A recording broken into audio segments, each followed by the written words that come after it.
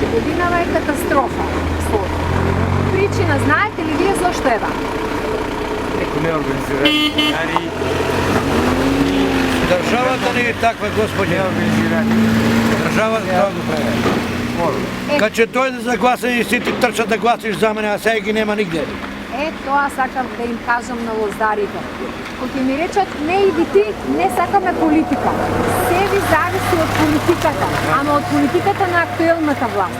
Зашто откупот на грозјето може многу лесно да се регулира согласно законот за земјоделство. Ќе изврши владата интервентен откуп на грозје, ако има вишок на грозје, и нема да ве остави вака пред винариите просто да ве уценуваат. И тоа 2 дена чекаме тоа више. Уште на надо. Стопиране, има соопштение од повредање. Има бројчиња, ви кажа синоќа, Само да со бија бројчиња. бројчиња. У 5,5 саат се беа. Тоа значи за другите да не берат, за другите. Си го берат гајлици. Добро, а не е вака иронија, визбата која што се уште го нема платено ланското грозје, и истите луѓе, истите земјоделци пак му го носите на виска. А кај да го носим? Нема кај да го носим. Што да Ако правиме? има кај да го носим, не го носим. Само да го нема на нивата. У Кавадарци откупуваше Петра, што пираа да не откупува и винто не да го извозе. Била џерманка таа.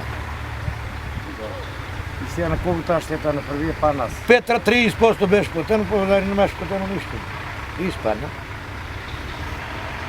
Сега Петра може и Петра што пирана. повардари дали. Добро, а зошто никој од лозарите не се буните? Јас ако не дојдев денеска да ве видам, не знаат граѓаните дека ви имате проблем? Има еден многу јак наш представник таму, што виќе сам се... Сите знаат, само се прават паметни. Да прие сега, кај е проблем.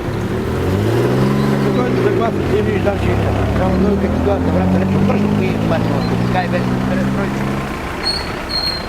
Вчера вече тој изговари некој до 8 дена. 8 дена. Немаме легани. Кои ме легани и сакаш не вие дождеви сега? Се касница од тука, а толку беше убав родот годинава. Да. И црното и белото. Најквалитетна година му.